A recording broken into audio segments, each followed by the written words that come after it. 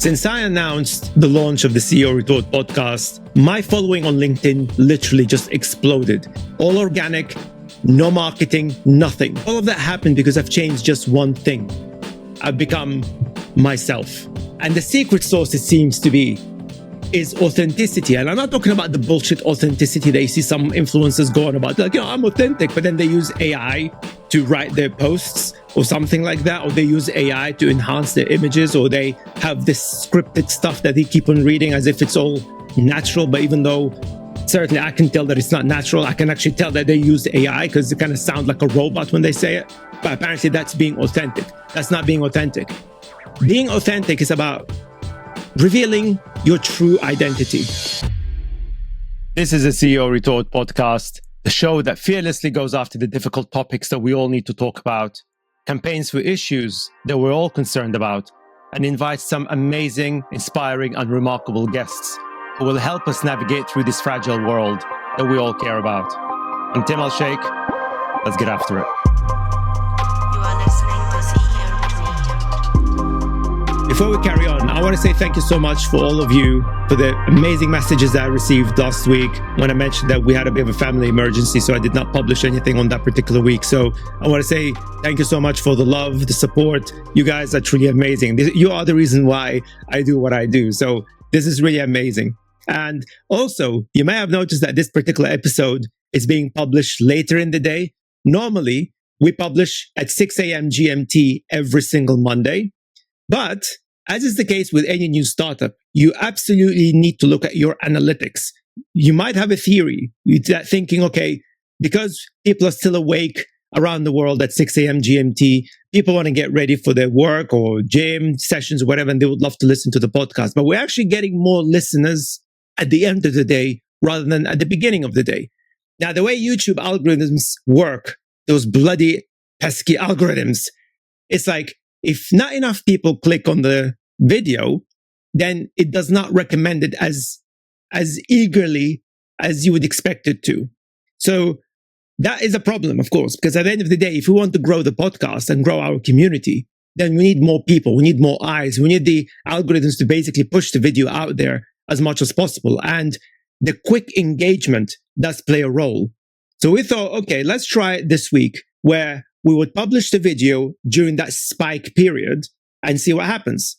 So we're going to try that this week and probably next week as well. So if you don't see our episode first thing in the morning, don't panic. Don't panic. It's coming. It's coming. I did make that promise. Every Monday, there'll be an episode. So if it's not first thing in the morning, just check it out in the afternoon. We're literally just experimenting. Like any startup, we're testing.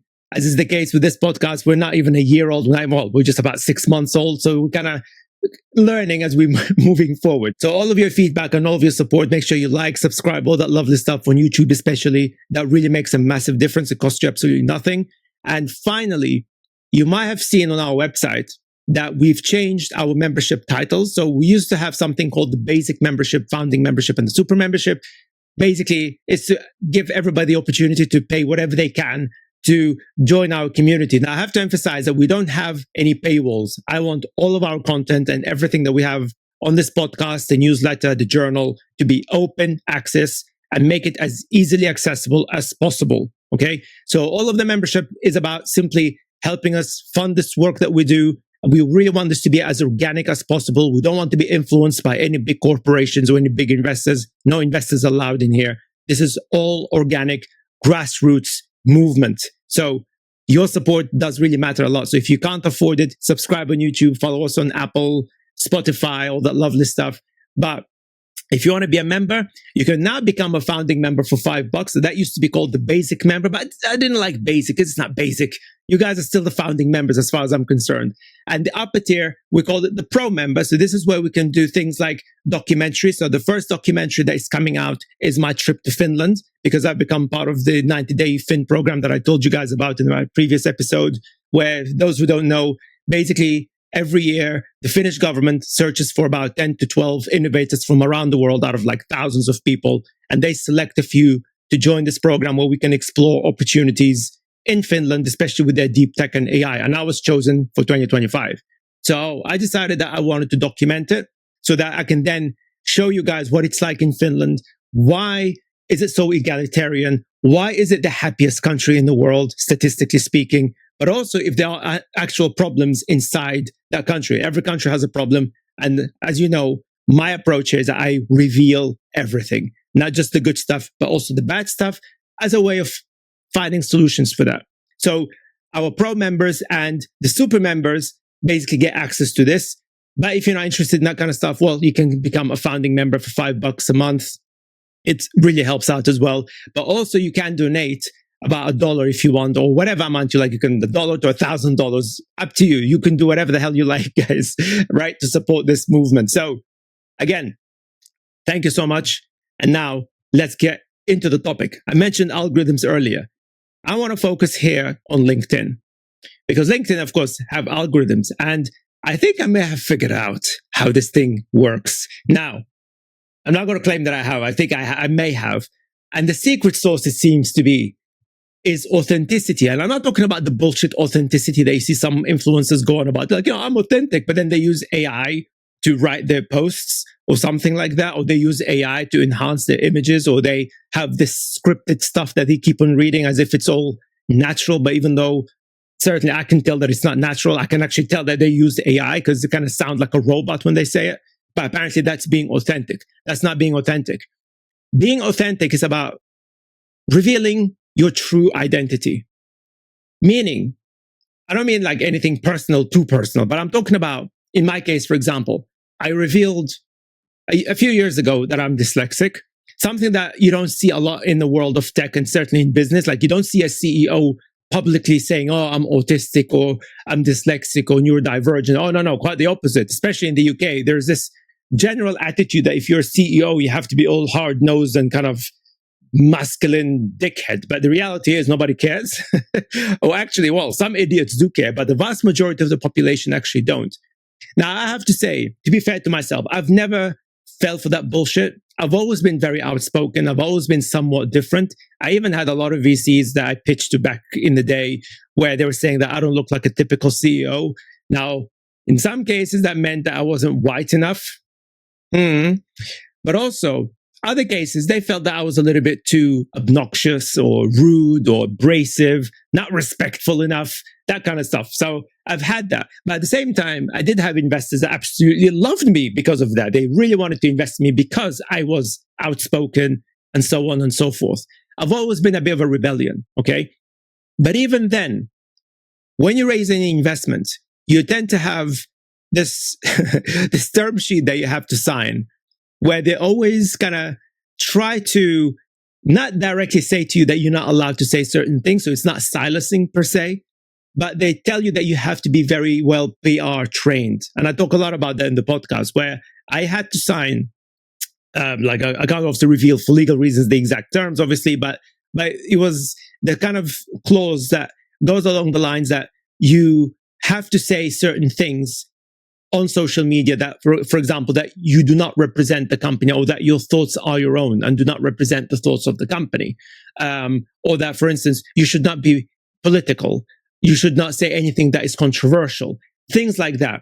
They call it guidelines. I call it silencing, okay? Or PR trained.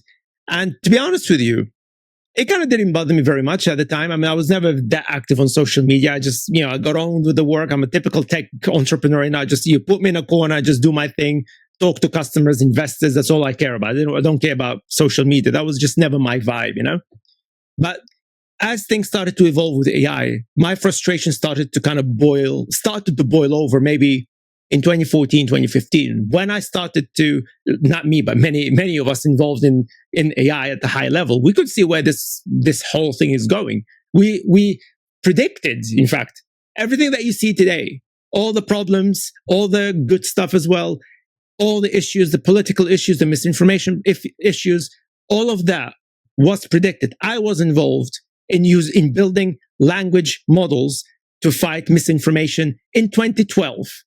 So the pattern was already emerging then. We could see it, okay?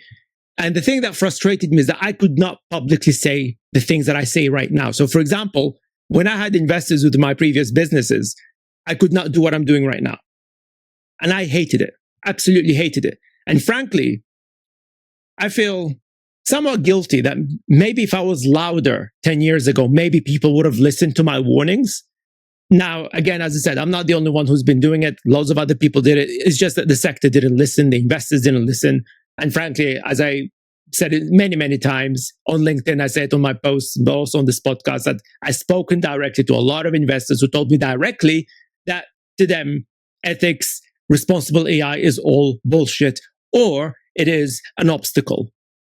So I don't think if I were any louder 10 years ago, they would have listened anyway. Like, they weren't willing to listen. And I think that's the issue. However, of course, things changed when I decided to exit from all of that. But then I had a lot of personal issues. For example, I lost my parents. There's a lot. I mean, a lot of personal stuff happens. Like when you're an entrepreneur, you face the fire from everywhere. You don't just face scrutiny from the media or face scrutiny from your customers, but also you get scrutiny from life. Life has its own plans, and I had my fair share. And I'm sure, like I said, like what I had, potentially last week, there was a scare as well, and thankfully it's all good. But I had my fair share. My first painful experience was when my son was born and he almost died. Basically, his survival chances at the time was 50-50. And I was in the middle of running a company, and in the middle of, securing new deals or whatever. But all of that, I had to kind of pause all of it because, of course, I want to be with my boy. As I said as well, my parents died and things like that. So it's like, life has its own plans, and as an entrepreneur, you have to kind of deal with all of that. But also what I've discovered, it's important that you talk about it. You talk about these things as openly as you possibly can. And interestingly, you don't see a lot of CEOs talk about that. And I just wonder why, because it's not controversial. What's so controversial about it? Is it not manly enough? Or is it because you're worried that you're going to look weak? I don't know. I think it's ridiculous. But certainly the one point that kind of started to get me more attention than I expected, and that's what I really want to talk to you about, is when I revealed that I'm dyslexic. In fact, I've got it on my LinkedIn profile that I say that I'm proudly dyslexic. And that did turn a few heads, but nobody got really excited about it for any reason. But as I started to talk more about that as well, I started to get a lot of DMs, especially in the last 6 months, people thanking me for talking about it. And I thought to myself, in 2025, people are thanking me for talking about dyslexia and neurodivergence. It's like, why? I mean, I appreciate it, don't get me wrong. But I just find it strange that people feel that they have to thank me because obviously they have the same condition, but they can't say anything about it or they can't talk about it. They can't reveal it. In fact, I do know people who do not want to reveal it. Okay. And of course, it's their choice. But for me, I feel that, if we live in a society that claims to be civilized and informed, especially when it comes to mental health, especially compared to the 90s. I mean, I just find it surprising that till this day, today, some people feel, I don't know, embarrassed or scared to talk about their neurodivergence and dyslexia or ADHD. And I find that really sad. And I think, as I started to talk more about it, I started to reveal more about myself. And for some people, they might think, well, Tim, you're revealing your weakness. Well, actually, I'm not revealing my weakness. I'm just revealing my true identity. And for some people, they might think it's a weakness. But you see, what they don't understand is that when you are so comfortable with yourself, you're comfortable with your weaknesses, you're comfortable with what it is that you are capable of doing and not capable of doing, you actually turn it into a weapon to your advantage. And I would like to give you an example. Well, now, for those who don't know, I used to play basketball at an elite level. So I am barely 6 feet tall, so I'm a point guard. And I cannot tell you how many times when I started playing basketball, I started when I was about 12. And of course, when you're a 12-year-old, you don't have that major variations in heights, although we did have a couple of boys that were like 6'2" or something like that when they were 12, which is like, of course, you do get anomalies like that. But the vast majority of kids were the same height. But then over time, everybody started to outgrow me. I was like, guys, you're leaving me. It's like, why am I the only one down here? What the hell's going on? And I cannot tell you how many times people told me that because of your height, you're too short, Tim. You can't do this. You can't do that. You can't play, blah, blah, blah, blah, blah. And to be honest with you, that was one of the key turning moments in my life where I had to kind of start to build my confidence. Because I thought to myself, you know what? I want to use my lack of height as an advantage, as a weapon. So I started to think to myself, and of course I had amazing coaches that helped me out with all of these things, where I was asking them, look, what advantage could I have over the big guys? And the number one thing that they said to me is speed. Now, I wasn't very fast at the time, but I thought, okay, I want to work on my speed. I want to work on my explosiveness, and I want to work on my techniques.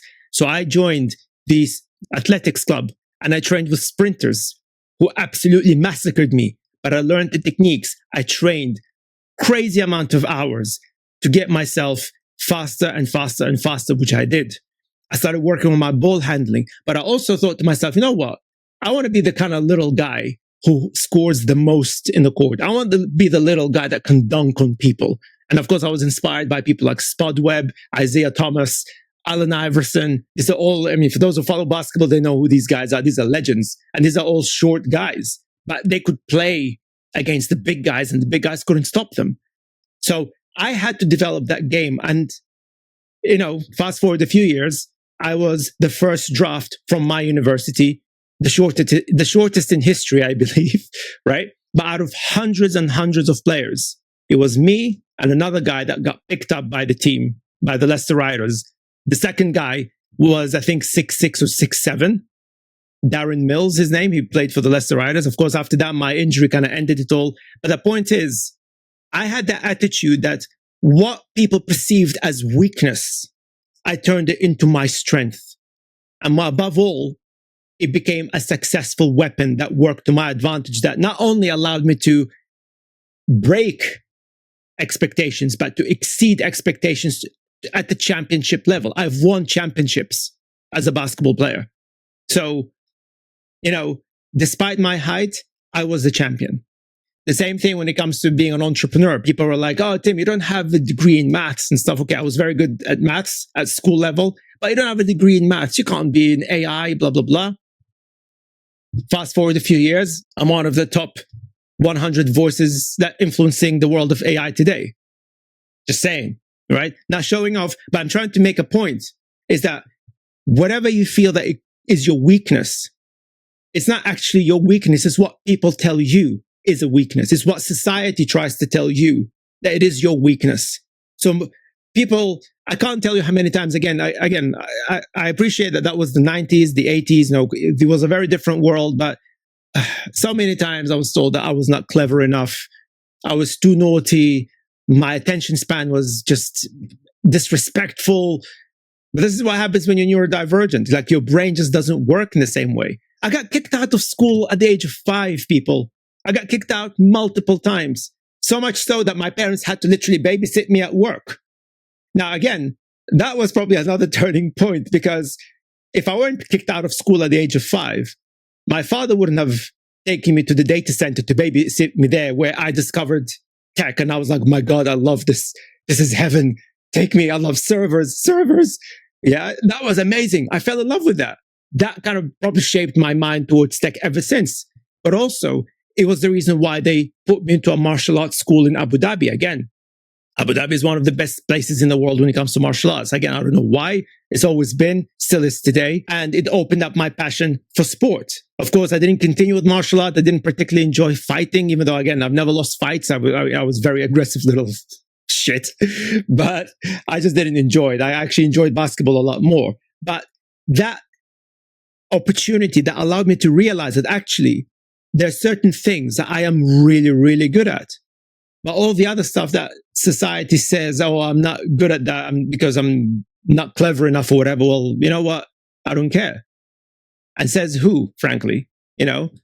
So today, I still see that. That's why I feel so sad that people feel that they have to kind of thank me for simply being myself. It's like as if they're being prevented from being themselves. And what I want to take this opportunity to do is to really encourage you to be open about it.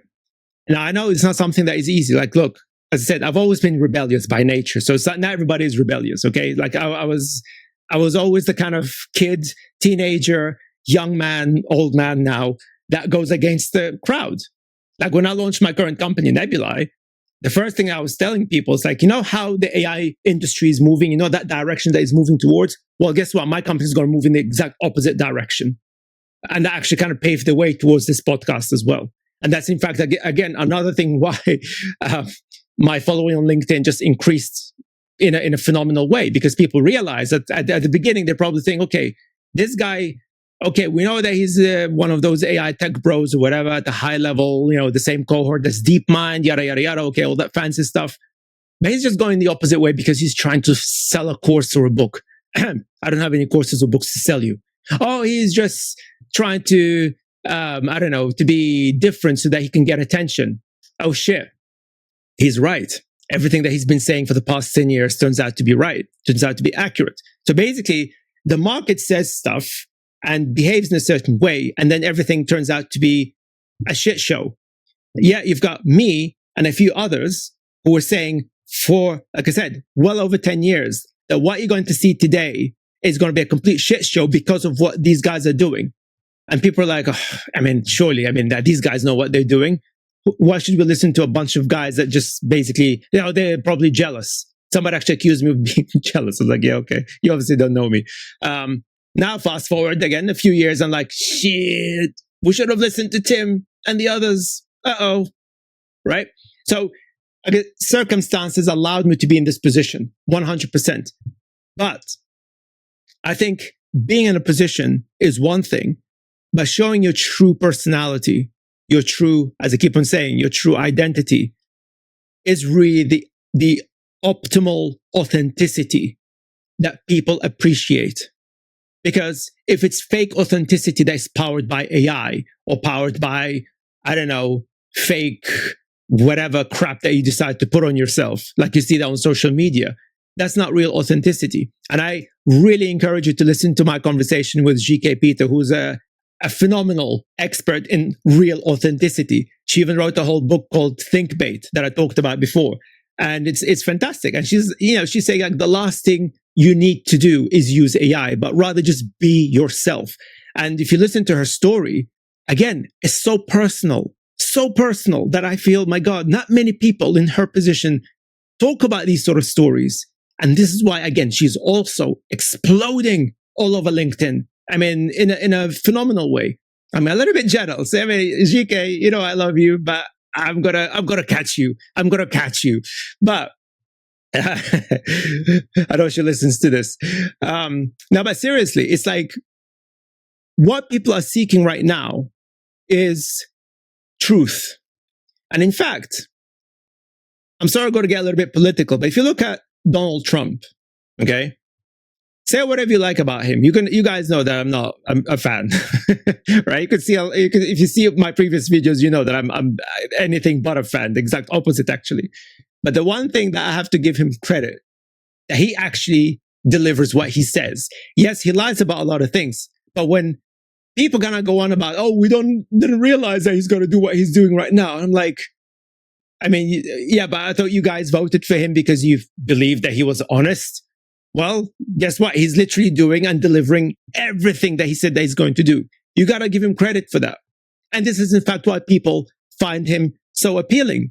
Because you look at the other politicians, which is, again, a problem. They're so stuck up. They're so, again, PR trained. They're so, I don't know. It's like you ask them a simple question and they just never give you a straight answer. It's like, look, it's a yes or no answer. Why do you have to be diplomatic about everything? You don't need to be diplomatic about everything. And by the way, speaking of that, I've got a phenomenal world-leading expert in diplomacy that's got to talk to me about that. And hopefully you guys can learn a few phenomenal tips from him. He actually showed me some very interesting ideas. But it's crazy. I think people are fed up with that. And when you see CEOs, you see all these tech entrepreneurs behaving in the same way. I mean, they all speak the same. I mean, you look at, you know, Elon Musk, Sam Altman. You look at, I don't know, Satya Nadella. You look at all the other guys. It's the same. It's like as if they're following the same script. And again, I don't blame them for that. They have shareholders. They've got investors. They absolutely have to do that. They can't shift away from that. I mean, if Satya Nadella, for example, starts talking the way I do, he'll be fired probably. And I think, and that is the problem. The system by design seems to have been created to suppress you, to shape you in a way that the system wants you to behave. And people have had enough of that. People decided, you know what, we can't carry on like this anymore. Some people still fall for it, but I think, look at politics, look at social media, look at technology, look at AI. You see, one of the reasons why people use ChatGPT and chatbots in general as private friends, for example, or girlfriends or therapists, is because they think it's honest. Which, by the way, it's not. It's a machine. There's nothing to do with honesty. It's just, it's like saying that your calculator is honest. There is no honesty. It just responds to your commands. That's all it is. Okay? Please do not treat it as some kind of a human being or like something that cares about you. It does not care about you. It doesn't understand care. And there's no such a thing as care within AI. It's a machine. You can die and you wouldn't even give a flying crap about that. So please, if you're one of those people that believes that AI cares about you or it's honest or whatever, please do not think like that, because that is really dangerous. Okay? Take my word for it. It's dangerous. Okay? But that, again, is an example of how people have started to lose trust in other people because other people keep on putting that facade of whatever they define as authenticity, which is fake authenticity. It's not real authenticity. And I guess I'm using myself as an example here. You can use me as the lab rat, being a scientist. I mean, that's fine, I guess. But I'm seeing it on LinkedIn. Of course, now I'm trying to take this out of LinkedIn as well. So, of course, LinkedIn is still my foundation. But now we're doing the same thing on YouTube. We're doing the same thing on TikTok as well. So make sure you follow us on TikTok, the CEO Retort on TikTok. And it's, we're experimenting. And like I said, people want honesty. And I'm talking about real honesty. So even if it means that you're revealing what society might perceive as weakness, so be it. But also use it as your secret weapon that would elevate you above everybody else, as I have done my entire life. I mean, this is, I admit it. It makes life a little bit harder, for sure. It's extra work, right? Like going back to my basketball story, like if I was 6'7", probably I didn't have to do half of the training sessions that I did, which, by the way, interestingly, I mean, perhaps all of these extra training sessions that I had to do is the reason why I got injury, right? Like my body just couldn't take it. At some point, my body was like, okay, Tim, you're killing me. I can't do this anymore, right? So perhaps if I was like a foot taller or something, life would have been a lot easier for sure. But you know what? That's life. That's life. Sometimes you have to work that extra hour, extra few hours, extra few days to reach that extra mile that puts you above everybody else. Whether you're an entrepreneur, whether you are, a manager in a company and you want to get promoted, whether you're an athlete, the same principle applies. It's about accepting your weakness, get your ego out of it. You be like, yeah, I know this is a problem, or this is what people think is a problem, or this is what society might see as a problem. Okay, what do I need to do to prove that actually I am better than that? I am even better than what they think. And this is, by the way, as an ethnic minority and an immigrant, where we also face that kind of challenge every single time, where we have to prove that we're not gangsters, right? Or that we are, that VC, or a few VCs rather, who said to me that I don't look like a typical CEO, meaning that I'm not white enough. Well, I had to then prove to them, well, guess what? I am better than all of the motherfucking CEOs that you funded, put all together. Which, by the way, is true. Turned out to be true. Yeah, I am. Just saying. Yeah. But that's the thing. As an ethnic minority, as an immigrant, this is the kind of thing I have to deal with as well. I have to always go that extra mile to prove that, hey, you know what? I'm not pure British. I'm not white. But hey, you know what? I have to take the extra step to prove it that I am still worthy of attention. I'm still worthy for you to give me an opportunity. This is why I support DEI. See, for those who don't support DEI, you need to ask them why not. That usually will tell you, oh, because you're discriminating against white people. Again, depending on the situation. I don't disagree with that, by the way. I'm probably that would be a different discussion. But going back to the point I want to make, do not allow people's perception of weakness to define who you are. That's really the key point I want to make. You define who you are. And the easiest way for you to do that is to simply be yourself. At the beginning, you might feel it's embarrassing, uncomfortable. You will probably shock people. I mean, when I told people that I wanted to be an entrepreneur, that I was quitting my, I wouldn't say it was a successful career in biomedical science. It was very short, but it was becoming. I mean, I was one of the best biomedical scientists, according to my bosses at the time. I was one of the best biomedical scientists that they hired. As a biomedical science trainee that they hired. And they were like, well, Tim's future is phenomenal in biomedical science, even though I bloody hated every single moment of it. I enjoyed the science. The science is phenomenal. The people were brilliant as well. But that's just not me. I'm like, I don't belong there, right? But when I told people, hey, I'm quitting, to do what? To become an entrepreneur. Huh? 25 years ago, being an entrepreneur was basically a fancy way of you telling people that you don't have a job. Apparently, that's their perception. Every time when I told people at the time, I remember when I was an entrepreneur, they were like, what, couldn't you find a job? So again, that's another challenge I had to deal with. I had to basically fight that nonsense to prove to people that, being an entrepreneur is not being jobless. It's a job, actually. Being an entrepreneur is actually a career path. And in fact, it's a phenomenal career path where you have a lot of control over your life in a way that no other job will ever give you. Just saying. Okay. You might not necessarily make a lot of money, by the way, because there's this bullshit that I keep on seeing today with a lot of so-called business gurus that they say, oh, if you want to be rich, you have to be an entrepreneur. Those days are not, no. I actually agree. I think it was Gary Stevenson recently that was saying that, that basically you have zero chances of being a successful entrepreneur these days. Now, probably I wouldn't go as far as that, but definitely, if you want to be an entrepreneur today for the first time, man, it's not easy. And I'm, as you guys know me, I'm very, very honest with you here, right?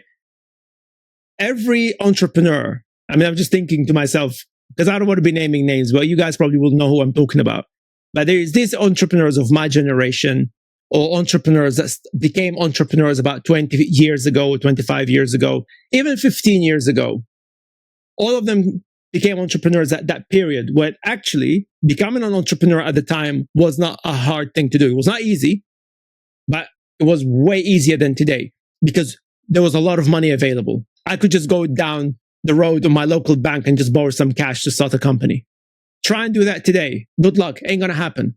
Not to mention, if you have to look at inflation they see today, the amount of money you need just to run a company is ridiculously high compared to what it used to be 20 years ago. That's when I started. And I'm being very honest with you guys. Like I said, I made it when I was in my 20s. So by the time I was 28, I was like, yeah, that's it. I'm ready to buy a nice big house, start a family. How many 28-year-olds can do that today? And by the way, let's not include 20-year-olds that have rich parents or rich families. I'm sorry, I don't include them. I'm talking about regular kids from working class or, sort of lower middle class that basically want to become entrepreneurs. Good luck. There's not much money out there. You'll be very lucky if you can find anything, which is the reason why I complain a lot that the first point of contact when it comes to raising capital is investors. Guys, the first time I got an investor, I was already an active entrepreneur for at least 5 or 6 years. I did not need investors. This is the world that I lived in. So obviously for me at the time, building a career like that was easier, way easier. Not to mention, of course, buying properties was a lot easier. Okay. Try and buy a property now as a young person. I said it, I think in one of my discussions previously, that I honestly do not think that if I were to bring my 20-something-year-old 25 years ago to today, whatever success I achieved by the age of 28, I don't think I could have done it today. I honestly don't think I could have. So when I see my generation of entrepreneurs or entrepreneurs that started their career at the same time as I have 20 years ago, around, give or take 5 years, right? They're being disingenuous with you. Because they say, yeah, like I built it, I can do it. So can you. No, you can't actually. No, right? If you can go back in time to 15 years or 20 years ago, then yeah, absolutely, 100%. But the world that we live in today, it's a much more feudalistic system than it's ever been. 20 years ago, I would say it was capitalism, the way it meant to be. But this is not capitalism, what we have today. Today, basically, the investor class pretty much controls everything. So if you want to start a new company, you basically have to raise investment funds, even though you've got nothing, you've got no products, you've got nothing, you've got no track record, or maybe you have a track record, and you might raise a lot of money. But notice that, especially in the world of tech, they hardly talk about how much sales a company is generating. All they're talking about is how much money they raised. Oh, this company is a unicorn and is worth I don't know how many squillions of dollars because it raised $100 billion. Like, okay, what product do you have? Oh, we don't have a product yet. You don't even have a website? No, we don't. And you've been valued at 50 billion or something like that. Again, I'm not naming names. You guys probably know who I'm talking about, but you see all these new AI startups and like they don't have anything yet, but they've been valued for, I don't know, billions and billions of dollars. For what? It's fake valuation. It's a bubble. And that is basically what everybody's talking about. And I even made at the time of the recording of this video, I posted an article on LinkedIn where I highlighted this point that, nobody talks about Apple, for example, but Apple is actually the only company, it seems, that actually has sales that are going up. Yet nobody talks about their sales. Everybody talks about, oh, Apple's AI is this and Apple's AI is that. I'm like, okay, but do you realize that their sales are increasing? Do you realize that they're selling more phones than any other company? Do you realize that the iPhone, in whatever versions, right? All of the versions of the iPhone occupy the top 5 spots as the top phones in the world. That they're selling off the shelves all over the world. No, we're not talking about that. We're talking about AI. Okay. Last time I checked in business, the first thing that you need to think about in business is that you need to generate sales, people. This is the success factor. I know 9 out of 10 companies tend to die. Guess what? All of them are funded by VCs. Just saying. Okay. The companies that I lost were funded by investors. Just saying. Okay. But anyway, I digress. But the point is, there's always going to be a struggle. If you want to be an entrepreneur, the struggle is even bigger. I mean, like, I'm telling you all of this because I feel sad that the opportunities that were available to me 20 years ago are not available to you today. I hate that fact. And that's why I'm calling it out. I'm hoping that this will change one day. I'm hoping that governments around the world, whoever, any politicians that comes across this podcast might realize and think to themselves, you know what, maybe we need to kind of think of this. Yeah, I'm being naive. That's not going to happen. But we need to call this out as a society. We need to change that. But the reality is, whatever is the challenge, if you are serious about it, you will overcome it one way or another. But you're not going to do that if you're not being honest with who you are, honest with your identity. Don't use fakery. I think it's all that social media driven fakery. So it's all bullshit. Now I think people kind of see through it. I mean, in the last 10 years, it kind of worked, but now I think people kind of had enough of it. I mean, there's still a market. Some people kind of still follow for that. But when you look at all of the new influencers emerging, I guess I see myself as a new influencer, certainly on LinkedIn. Like I said, I haven't been that active on LinkedIn until like 6 months ago, until like, December 2024. That I kind of started to, speak out more and I got people's attention. But I don't feel people got my attention purely because of who I am and because of AI or whatever. No, but I think it's because they've realized that actually I am being very honest about a lot of things. And I tried to talk about various different topics and people kind of starting to understand the reasons why I do it, because everything that you see today, guys, in relation to AI is interconnected. Everything is interconnected. So, I talked about your identity. AI is absolutely in control of that and has access to that. Talking about the environment, the same. Your finances, the same. Your education, the same, right? Your healthcare, exactly the same. All of that is interconnected right now. You control those 5 things as a company, and you're controlling society. Why do you think all these big companies like Elon Musk, his companies, especially XAI, you've got Palantir and OpenAI, they're trying to get access to all of those 5 key areas, because these are the 5 that I describe them as the 5 pillars of our society that we all care about. Regardless of your politics, these are the 5 things that we all care about and we all rely upon entirely.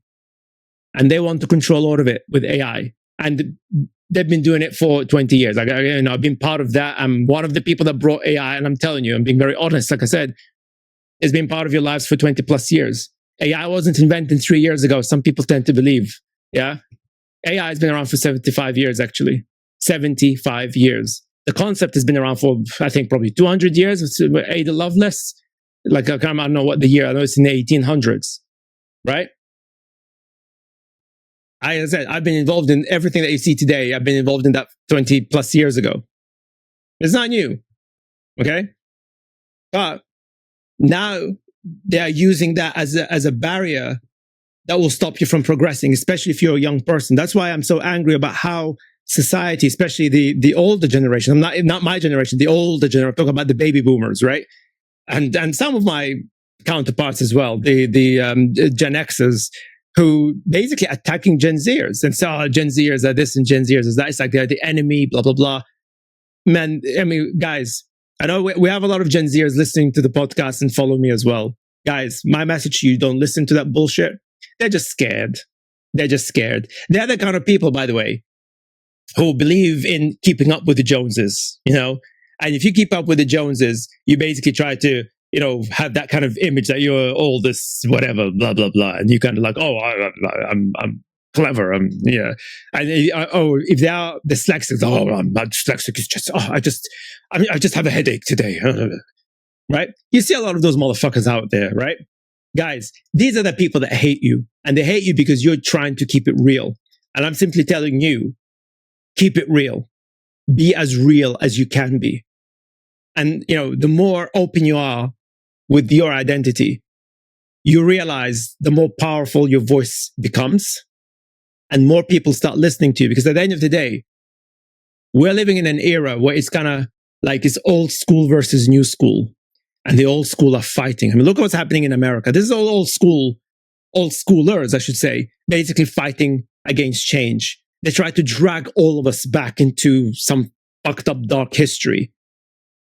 But you are the guys, the Gen Zers. You are the future. And I just want to tell you that there are people like myself of my generation that are here to support you and open up the doors for you. That's why I felt that I really wanted to make this episode, because I feel, like I said, I am heartbroken, even though I am so thankful for all the amazing messages and the DMs. Guys, keep it coming. You're more than welcome. I read them. I do read them. But I just feel sad that you feel that you're so suppressed that you need me to kind of encourage you to speak out more, or that if I do speak out, I'm kind of doing it on your behalf. Because I do get a lot of people, by the way, who say to me, hey, Tim, do you mind talking about this and this and that, but don't mention my name? That's cool, right? Like I have sources now. I mean, look at me, all grown-up journalist. Hey, yeah. I never thought about that before, but yeah, I have sources now.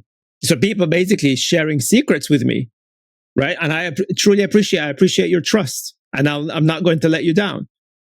And but at the same time, I feel sad that we live in a world. This is supposed to be 2025. This is supposed to be the year where, we've evolved as human beings. I mean, like when I look at some of the conversations out there, be it in politics or economics, I'm like, what the fuck is this? It sounds like 1925.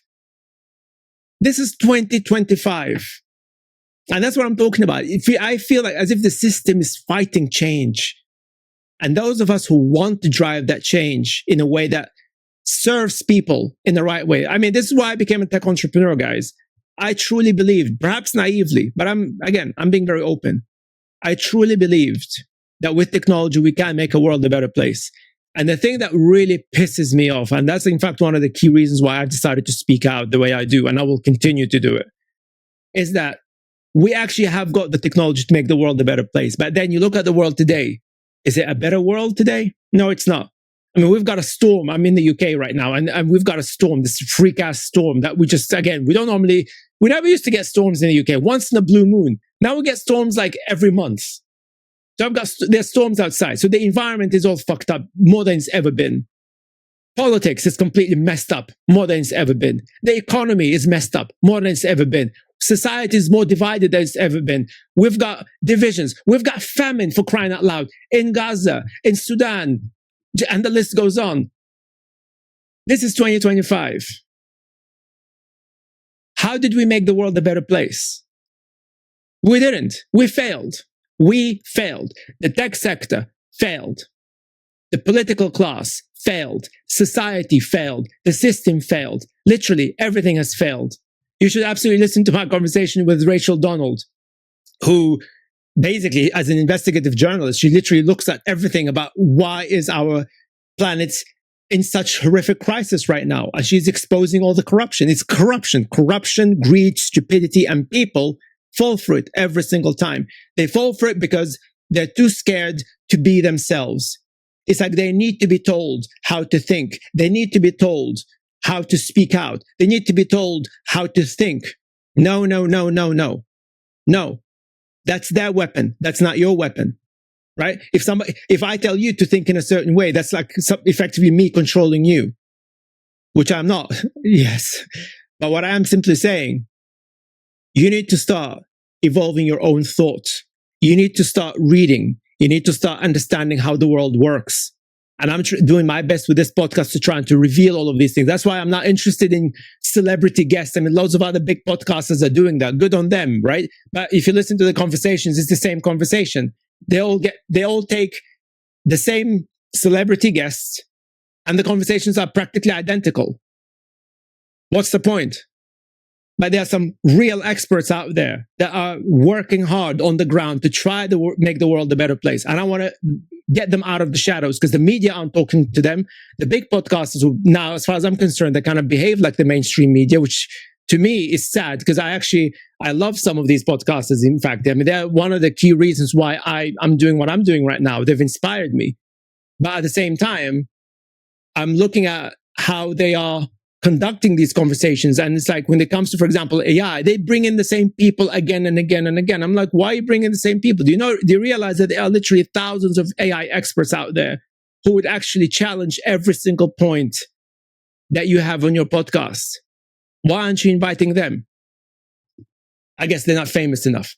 And this is why I'm going to do it here. This podcast is not about fame on clickbait. It's about reality. It's about the truth. It's about facts.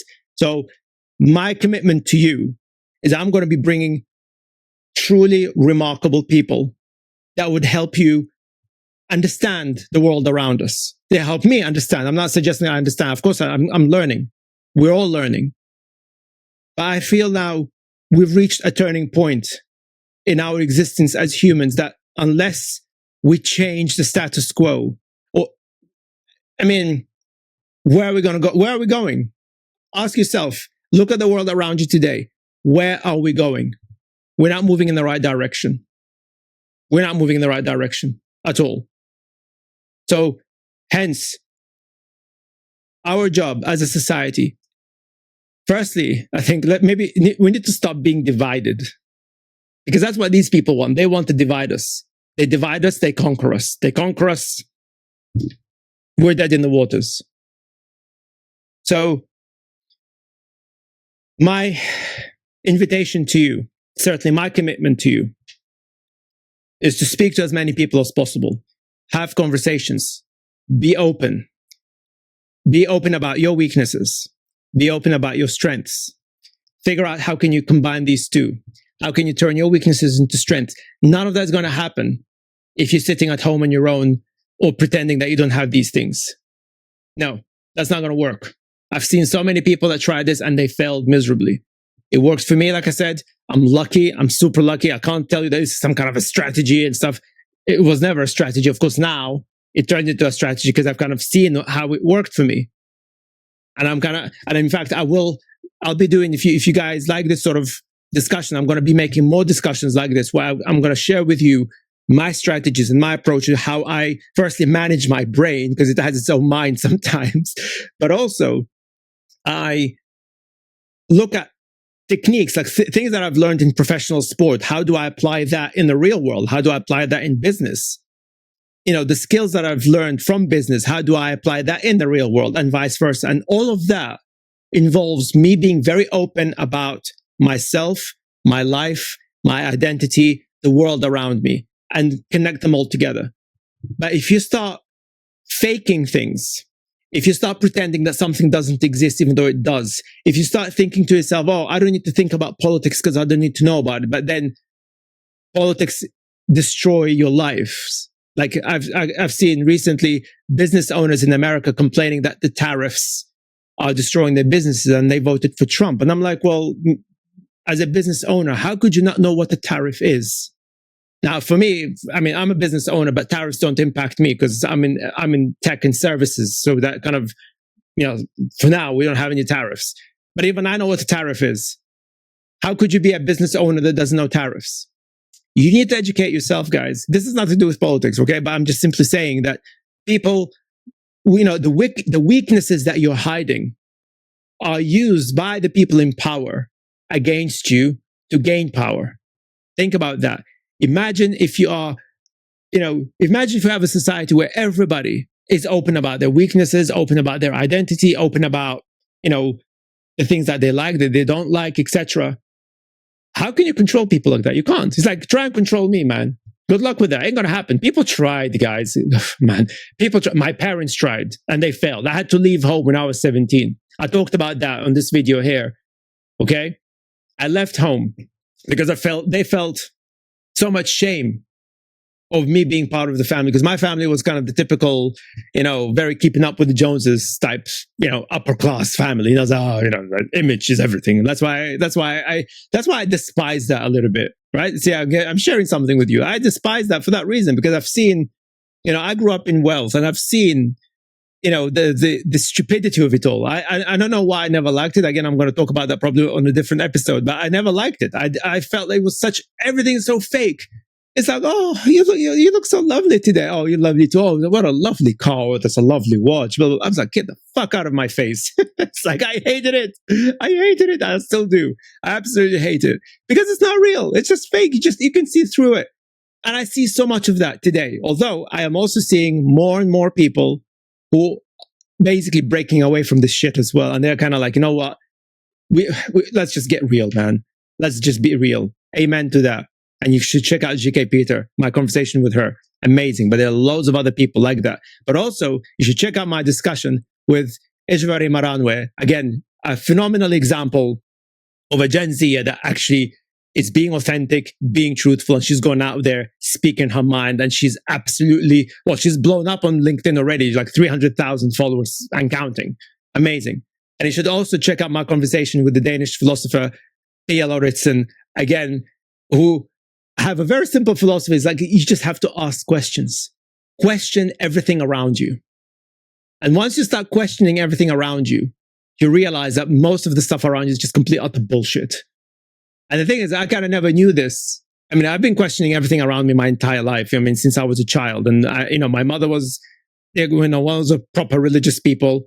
And she would be like, don't ask any questions. And the thing is, as people told me as a child, not to ask questions, not to question anything, it kind of made me feel like, okay, am I stupid? Is it because am I asking stupid questions? No.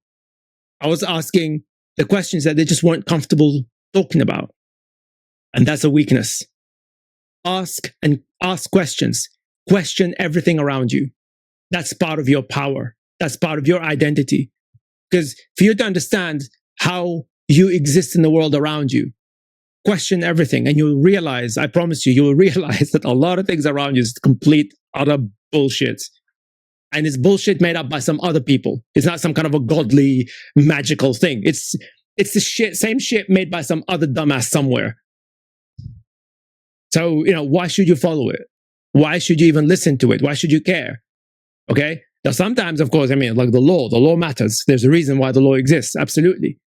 But for me, I'm not a fan of traditions necessarily. I'm not a fan of, I know all these so-called societal norms, but because these aren't norms, these are suppression techniques. And I'm not sounding conspiratorial. Like I said, I've given you some examples of my own experience. It's like if I got kicked out of school. So imagine if the schools were simply saying, you know what, no, he's not badly behaved. He needs a different kind of care. He needs to be educated differently because he's dyslexic or he's neurodivergent. Okay. No, that's way too hard. It's too much of a taboo to talk about in the 80s and the 90s. Yeah, let's just kick him out of the fucking school.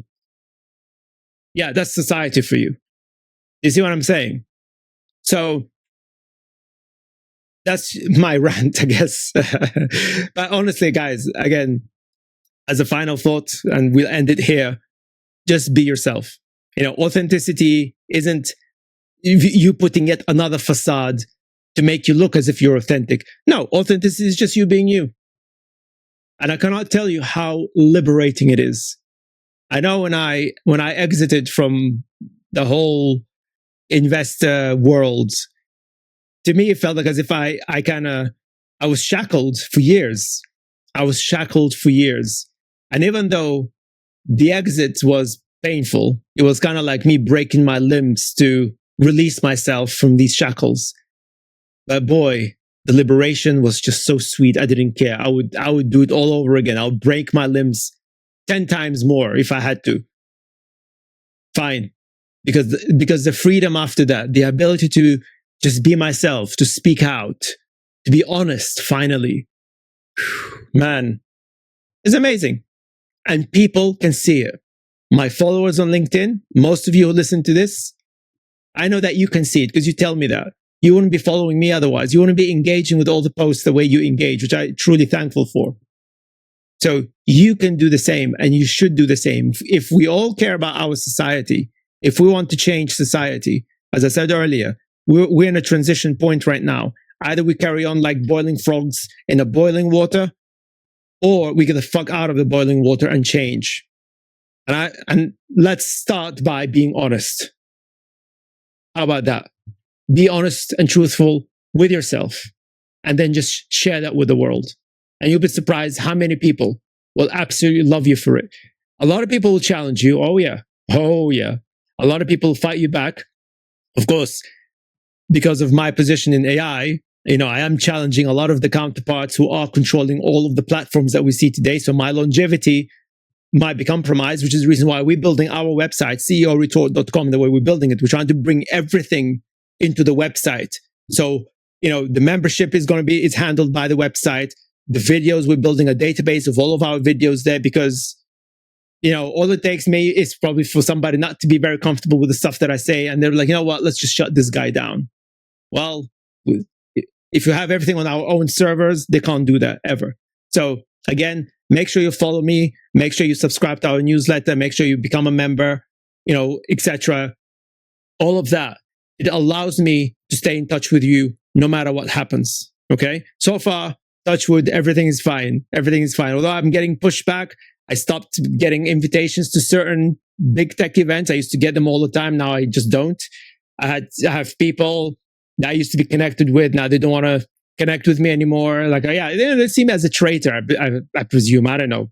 You have to ask them. I don't know. I have no issues with them on a personal level, but they, everything that I say, apparently they take it personally. That's on them, not on me. This shows their weakness as far as I'm concerned. But my friends, as always, I just want to say thank you. Love you so much for all of your support. I hope this conversation was helpful. I hope it will make you think. Like I said, take your time. Nobody should, I'm not forcing you. I'm not telling you, hey, you just give up everything and just go out there and start speaking out. I'm telling you, it's something that you need to think about. People will push back. Like I said, you will get trolls. You have to be comfortable with that. You have to be comfortable to shut them down as well. I'm very comfortable. Those who know me, they know me. I'm the kind of guy that, you try to drag me through the mud, I'm going to beat the fuck out of you in the mud. Happily. I'm not Michelle Obama who believes, if they go low, we go high. Oh, no. Oh, no. You go high, I'll go high with you. 100%. We can all go high together. But you go low, I'm going to kick your ass. Okay? It's like, I'm not apologetic about that because that's the world that we live in today. That's the reality of the world that we live in today. If people go low and you go high, they're going to drag you even lower. They don't care about ethics. A lot of people don't care about ethics. So sometimes, unfortunately, you have to absolutely take them down as well.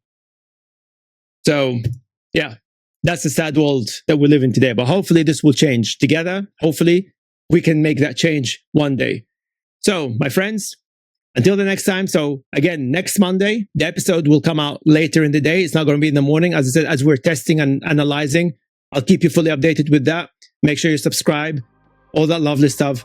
Let's beat the bloody algorithms. We're starting to beat LinkedIn. Now let's start doing the same with YouTube. With your help, we can do it together. My friends, much love. Peace. You are listening to CEO